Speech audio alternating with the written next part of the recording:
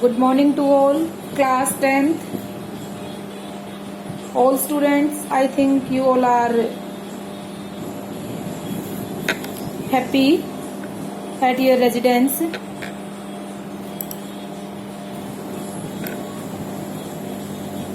Today we discuss about the chapter 1, video number 5. In my last video we discussed the formation of Germany. Germany किस तरीके से बना था, Germany के आसपास का एरिया किस तरीके से अलग अलग फैला हुआ था. आई थिंक मैंने एक स्टोरी के रूप में आपको बताया था, आपने कर लिया होगा. आज मैं इटली के बारे में करवाऊंगी और नोट्स जो हैं वो आप रीड करें इन स्टोरीज के थ्रू. इटली का जो एकीकरण हुआ, इटली को इकट्ठा जोड़ा गया, उसके लिए आप एक बार अपना मैप देखें. ये मैप देखना जरूरी है कि इटली में एक्चुअल में क्या सिचुएशन थी. आप देखें एक बार इटली के मैप को. यह देखें, ये इटली का मैप आपने देखना है.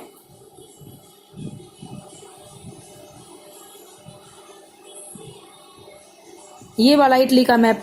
इसके अंदर देखो, जर्मनी की तरह ही इटली भी चाहता था कि एक long history political fragmentations Italian were scattered over several domestic states as well as the multinational Habsburg empire. मतलब जर्मनी में जिस तरीके से जल्दी से जल्दी जर्मनी का एकीकरण हो गया, इसको देखते हुए ये इटली के मन में भी ये चीजें हुई कि किस तरीके से जर्मनी ने अपने आप को कर लिया और एक बहुराष्ट्रीय हैम्सबर्ग साम्राज्य में बिखरा हुआ था, अलग अलग कई हिस्सों में बिखरा हुआ था. तो कैसे इकट्ठा हो गया, तो क्या हमें भी इस टाइप का कुछ ना कुछ कर लेना चाहिए जिससे कि हमारा साम्राज्य भी एक ही बन जाए. और 19th सेंचुरी में, drawing the middle of the 19th century, Italy was divided into the 7 states. लगभग 7 स्टेट में बटा हुआ था. ऑफ विच ऑफ 1 बाई, और डिवाइड जो हुआ था 7 स्टेट्स में और अलग अलग तरीके से. अब यहाँ पे आप कलर देख सकते हैं इस डायग्राम के अंदर. 1 2 3 4 5 कुछ एरिया ये था. तो ये 4 तरफ से 7 छोटी छोटी स्टेट्स में इसको बांट दिया गया था. ये इन स्टेट्स को डबलिंग भी की गई है, डबल डबल से जो 2 अलग अलग कलर से दिखाया गया है. इसका मतलब ये था कि वहां पे राज्य कर रहे थे, एक ही राजा था मेन, बट अलग अलग स्टेट्स में डिवाइड हो गई थी.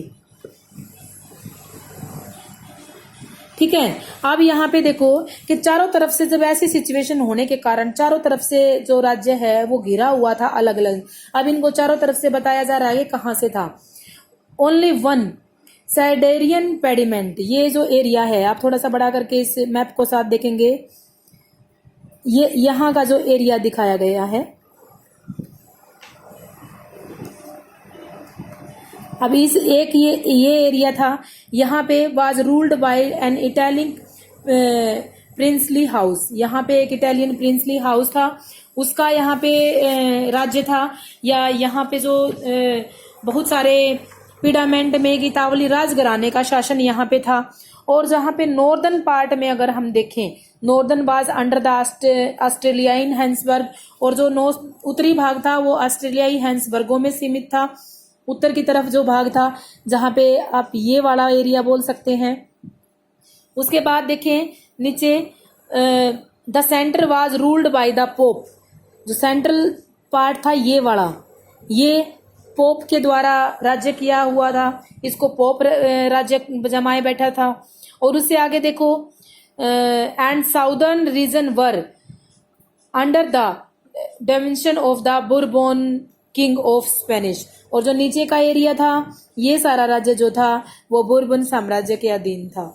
7 स्टेट होने के साथ इसे 4 भागों में बांट दिया गया. और उन 4 भागों में इटली को इकट्ठा करने के लिए लोगों के अंदर ये भावनाएं जागी कि हम किस तरीके से इसको इकट्ठा करने की सोचें. जो एरिया जिसका जिक्र नहीं किया गया है उसका कुछ हिस्सा इसमें बढ़ जाता था और कुछ हिस्सा इसमें बढ़ जाता था. इस तरीके से शासन हमारा इकट्ठा था. 7 अलग अलग स्टेट्स में बंटने के बाद लगभग चारों दिशाओं में, ईस्ट वेस्ट नॉर्थ साउथ से, सेंट्रल से जो है ये पूरी तरीके से बटा हुआ था. अब यहाँ जो ड्रॉइंग द 1830 जिप्सी मैजिनी, ये जिप्सी मैजिनी नाम का जो ये कैरेक्टर है, ये आप लोगों को बहुत ध्यान रखने वाली चीज है। यहाँ से अब हम ये वाला पैराग्राफ करेंगे। यहाँ से ड्राइंग द 1830 जो जिप्सी मैजिनी हैज सोड द पुट टुगेदर, उसने सबसे पहले जो आइडिया लिया वो जिप्सी मैजिनी का था। उसने इटली को एक रिपब्लिक राज्य बनाने की कोशिश की और उसने इकट्ठा करने की सोची। He has also form the secret society called the Young Italy, एक सीक्रेट सोसाइटी बनाई जिसे यंग इटली का नाम दिया।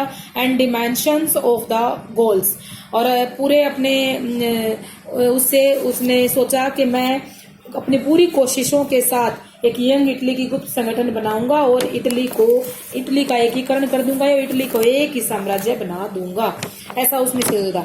The failure of the revolutionary अप स्पिरिंग बोथ इन द 1831 to 40, जितने भी रिवॉल्ट्स हुए थे, जितने भी क्रांतियां हुई, वो सब फेल हो गई थी। That the mantle now fall the Saudarian pediment under the rule of the King Victor Emmanuel II, जो ये सबसे पहला राज्य था, जो ये वाला जो हिस्सा था, ये हिस्सा था, यहाँ के जो राजा ने ये सोचा कि क्यों ना इन लोगों रिवॉल्यूशन के साथ जिन्होंने 1831 से और 48 तक रिवॉल्यूशन किए हैं, इनके साथ मिलके मैं भी इटली को एक ही बना दूं। और ये ऐसा सोचते हुए इस राजा ने अपने ये करने की सोची। In the eye of the ruling electing in the region a unifying Italy offer to the possibility and economic development and political dimension. अब ये बहुत जरूरी था कि उन लोगों को इकट्ठा करके, चाहे वो भाषा के बेस पे हो या फिर वो किसी क्षेत्र के बेस पे हो, सब लोगों को इकट्ठा करके एक यूनिटी बनानी बहुत जरूरी है, तभी ये सिस्टम ठीक होगा। उसके बाद सेकंड जो इम्पोर्टेंट रोल है वो है चीफ मिनिस्टर क्रोवर का, यहाँ पे है। सेकंड जो करेक्टर है वो यहाँ आता है, who lead the movement of the unifying the region of Italy and neither a revolutionary nor a democratic. अब जो 1930 के दशक में जो यहाँ का जो चीफ मिनिस्टर था वो क्या चाहता था कि किस तरीके से मैं इटली को इकट्ठा करूं।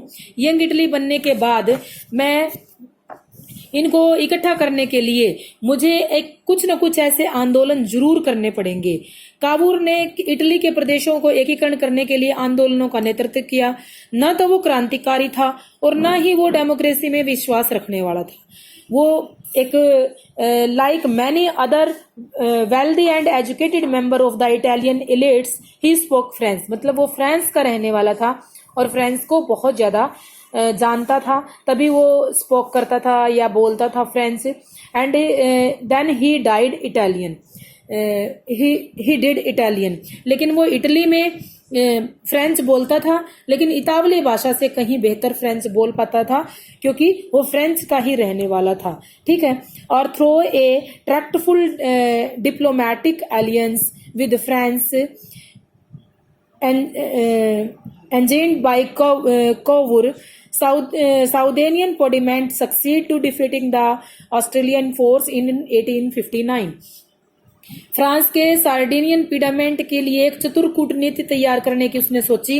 सबसे काबूर का उसमें मेन हाथ है और उसने 1859 में ऑस्ट्रेलियाई बलों को हराने में वो कामयाब हो गया और उसने एक पार्ट को अपने अंदर मिला लिया। जहां पे ऑस्ट्रेलियाई पार्ट्स में जो राज्य किया हुआ था ना, वो अपर साइड में, दैट द साइड, इस साइड में इनको अपने अंदर इसने मिला लिया। ठीक है। एंड 1916 में इसमें a part of the regular troop a large number of volunteer under the leadership of Giuseppe ग्रीबाल्डी।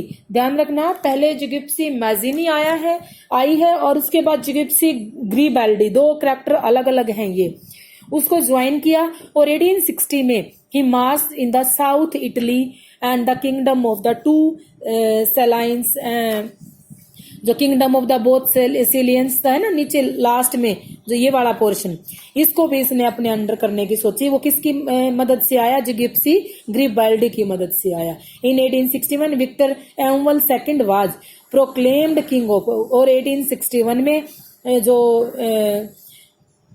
Victor Emmanuel second था, उसे राजगद्दी पर बिठा दिया गया इटालियन पॉपुलेशन ने, और वहां पे उन्होंने literacy was very high, illiteracy लोग जो थे वो इटली में राज घोषित कर दिया।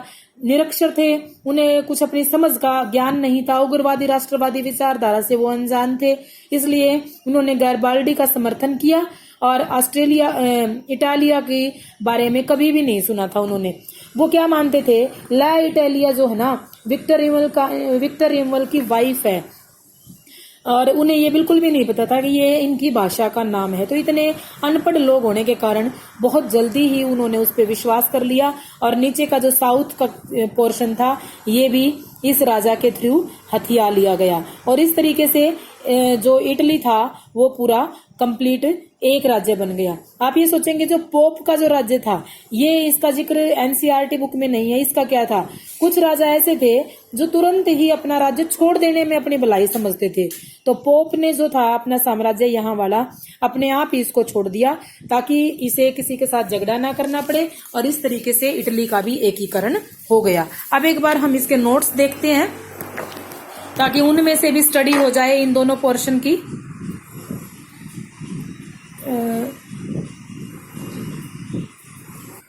यहां से देखें, the making of the Germany and Italy, Germany can भी यहाँ पे दिखाया गया है। 1848 में नेशनलिज्म यूरोप में मूव किया, association with the democracy and revolution and nationalist feeling the worshipped among the middle class के लोगों ने इसमें दिया। Liberal innovation of the nation building and wide spread by the combination force of the marked military की force को सहारा लेके वहां पे पर्शिया पर दावा बोल दिया। Persia took away the leadership of movement of national uniform. Auto von Bismarck chief minister of Persia जो था, हेल्प की उसने। ये सब मैंने कल उस स्टोरी में बता दिया था। 3 वार्स जो थे 7 ईयर्स में हुए और ended in the Persian victory complete in process of uniform. जो केसर विलियम जो था वो वहां का जर्मनी का राजा बन गया। आज हमने जो किया है इटली यूनिफॉर्म में, Italy was divided into the 7 states, बटा हुआ था। यूनिफाइंग प्रोग्राम यंग इटली बनाया गया।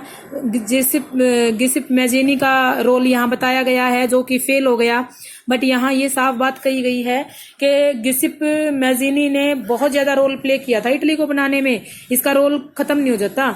जैसे एक एग्जांपल दिया गया है कि 1857 का जो रिवॉल्व हुआ था, क्या स्वतंत्रता प्राप्ति में हम रानी लक्ष्मीबाई का या तात्या टोपे का रोल भूल सकते हैं?